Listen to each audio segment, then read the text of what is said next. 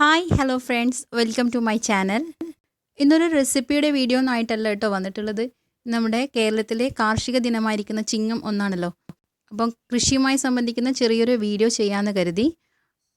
അതായത് വരും തലമുറയ്ക്ക് ശരിക്കും പറഞ്ഞു കഴിഞ്ഞാൽ ഒരു കാർഷിക അവബോധനം വളർത്തിയെടുക്കേണ്ടത് വളരെ അത്യാവശ്യമാണ്.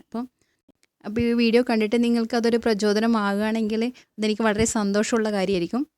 ശരിക്കും പറഞ്ഞാൽ നമ്മൾ ഓൾറെഡി കൃഷി ചെയ്യുന്നവരൊന്നും അല്ല കേട്ടോ. ഈ കൊറോണ കാലം ശരിക്കും നമുക്ക് കൃഷിയുടെ പ്രാധാന്യം മനസ്സിലാക്കി തന്ന ഒരു കാലം കൂടിയാണല്ലോ. അപ്പോൾ ആ ലോക്ക്ഡൗൺ ടൈമിലാണ് ശരിക്കും പറഞ്ഞു കഴിഞ്ഞാൽ നമ്മൾ ഓരോരോ ചെറിയ ചെറിയ രീതിയിലുള്ള പച്ചക്കറി കൃഷികളൊക്കെ ചെയ്തു തുടങ്ങിയിട്ടുള്ളത്. പക്ഷേ ഇതാദ്യമായിട്ടാണ് നമ്മൾ നെല്ല് പരീക്ഷണാടിസ്ഥാനത്തിൽ നട്ടു നോക്കുന്നത്.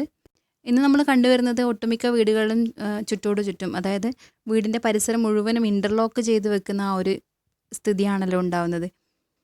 ശരിക്കും പറഞ്ഞു കഴിഞ്ഞാൽ നമ്മുടെ വീട് പരിസരത്ത് ചെറിയ രീതിയിലെങ്കിലും നമ്മൾ അടുക്കളത്തോട്ടം നിർമ്മിക്കുകയോ അല്ലെങ്കിൽ ഉള്ള ഒരു സ്ഥലത്ത് എന്തെങ്കിലുമൊക്കെ നട്ട് നനച്ച് ഉണ്ടാക്കുന്നത് വളരെ നല്ലൊരു കാര്യമാണ്.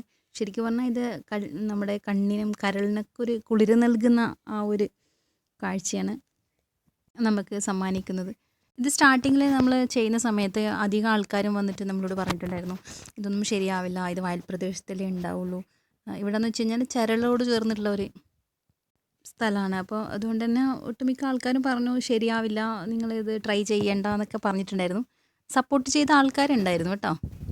അപ്പോൾ ഒരുപാട് പേര് പറയുമ്പോൾ നമ്മൾ ചെറിയൊരു നീരസം, ഇത് ശരിയാവില്ലേ നമുക്കൊരു സംശയം തോന്നിയിട്ടുണ്ടെങ്കിൽ പോലും വെറുതെ ജസ്റ്റ് ഒന്ന് ട്രൈ ചെയ്ത് നോക്കാം എന്ന രീതിയിലാണ് നമ്മൾ സ്റ്റാർട്ടിങ്ങിൽ ഇങ്ങനെ നാട്ടിൽ നടുന്നവരുടെ അടുത്ത് നിന്ന് കുറച്ച് ഞാറൊക്കെ വാങ്ങിയിട്ട് നട്ട് നോക്കിയത്. ശരിക്കും പറഞ്ഞു കഴിഞ്ഞാൽ ഇതിൻ്റെ ഫുൾ ക്രെഡിറ്റും എൻ്റെ ഉമ്മാക്കും മകൾക്കുമാണ്.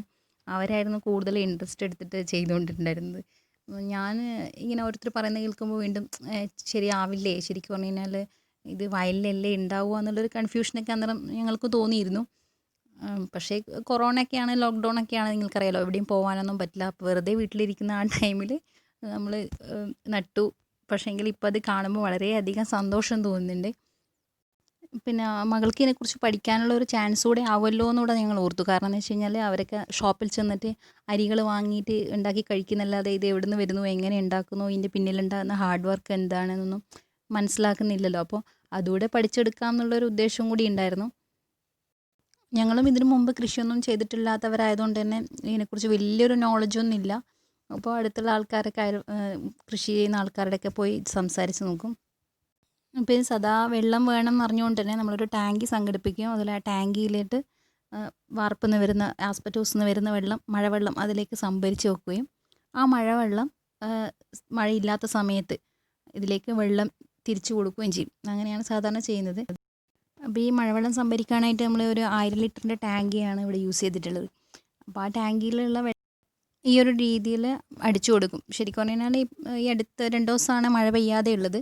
മറ്റുള്ള ദിവസങ്ങളിലൊക്കെ മഴയുള്ളത് കൊണ്ട് തന്നെ പിന്നെ എല്ലായ്പ്പോഴും അങ്ങനെ വെള്ളം ഒഴിച്ച് നോക്കേണ്ടിയൊന്നും ആവശ്യം വരാറില്ല. വലിയ രീതിയിൽ പരിചരണമൊന്നും ശരിക്കും പറഞ്ഞു കഴിഞ്ഞാൽ ആവശ്യം വരുന്നില്ല. പിന്നെ ഏതൊരു കാര്യം നമ്മൾ എൻജോയ് ചെയ്ത് ചെയ്യുമ്പോൾ അത് കൂടുതൽ റിസൾട്ട് ഉണ്ടാവും എന്നാണ് എനിക്ക് തോന്നുന്നത്. പിന്നെയെന്ന് വെച്ച് കഴിഞ്ഞാൽ നമ്മുടെ വീടിനോട് ചേർന്നൊരു ഭാഗമായതുകൊണ്ട് തന്നെ മോർണിംഗിൽ ജനാലയൊക്കെ തുറന്ന് പുറത്തോട്ടേക്ക് കാണുമ്പോഴുണ്ടാകുന്ന ആ ഒരു കാഴ്ചയൊക്കെ വളരെ ഒരു രസകരമായൊരു അനുഭവം തന്നെയാണ്. ഇത് കണ്ടില്ലേ, ഒരു ശരിക്കും നല്ലൊരു ചിരളുള്ള പ്രദേശമാണ് ഇത്. അതുകൊണ്ടായിരിക്കണം ആൾക്കാർ പറഞ്ഞിട്ടുണ്ടാവുക അവിടെ നിന്ന് അങ്ങനെ കൃഷി ശരിയാവില്ല, നെൽകൃഷി എന്തായാലും ആവില്ല എന്നുള്ളത്. അപ്പോൾ ഇതെന്തായിരുന്നാലും ഈ ഒരു കണ്ടീഷനിലായിട്ടുണ്ട്. നിലവിലിപ്പോൾ 1-2 നെല്ല് മാത്രമാണ് കണ്ടിട്ടുള്ളത്. നോക്കാം, വെയിറ്റ് ചെയ്യാം എന്താവും എന്നുള്ളത്. ഇന്ന് ചിങ്ങം 1 കാർഷിക ദിനം ആയതുകൊണ്ടാണ് ഈ വീഡിയോ ഞാൻ പോസ്റ്റ് ചെയ്യുന്നത്. ഇന്ത്യയിൽ ഡിസംബർ 23-നാണ് കാർഷിക ദിനം. അന്ന് ലോക ഭക്ഷ്യദിനം കൂടിയാണ് കേട്ടോ.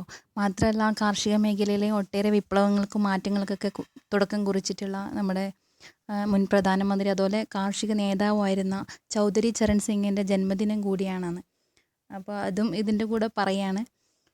എന്തായിരുന്നാലും നിങ്ങൾ എല്ലാവരും ഈ ലോക്ക്ഡൗൺ ടൈമിലൊക്കെ എന്തെങ്കിലുമൊക്കെ ചെറിയ ചെറിയ രീതിയിലുള്ള കൃഷിയൊക്കെ ചെയ്തിട്ടുണ്ടാവും. അപ്പോൾ ഏത് രീതിയിലുള്ള കൃഷിയാണ് നിങ്ങൾ ചെയ്തിട്ടുള്ളത് എന്നുള്ളതൊന്ന് കമൻറ്റ് ചെയ്യുക.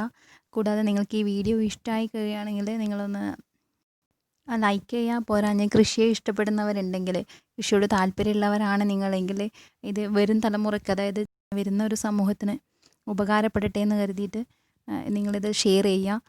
എന്താണെന്ന് വെച്ച് കഴിഞ്ഞാൽ നമ്മുടെ വീടുകളിൽ ഇപ്പം നമ്മൾ എല്ലാ സ്ഥലങ്ങളും കോൺക്രീറ്റ് ചെയ്ത് ഇൻ്റർലോക്കൊക്കെ ചെയ്തിട്ടാണല്ലോ നിൽക്കുന്നത്. അപ്പോൾ ചെറിയൊരു സ്ഥലത്ത് പോലും നമുക്ക് ഉപകാരപ്പെടുന്ന രീതിയിൽ കൃഷി ചെയ്ത് മാറ്റാൻ വേണ്ടി സാധിക്കും. അപ്പം നിങ്ങൾ ഇത്തരത്തിലെ കൊച്ചു കൊച്ചു കൃഷികളൊക്കെ വീട്ടുപരിസരത്ത് ചെയ്യുക. അതായത് അടുക്കളത്തോട്ടങ്ങളൊക്കെ ഉണ്ടാക്കുക. ഇത്തരത്തിൽ കൃഷികൾ ചെയ്യുന്ന സമയത്ത് കുട്ടികളെയും കൂടെ നമ്മുടെ ഒരു ഭാഗമാക്കുക. അതിലൂടെ ശരിക്കും പറഞ്ഞു കഴിഞ്ഞാൽ അവർക്കും കൃഷി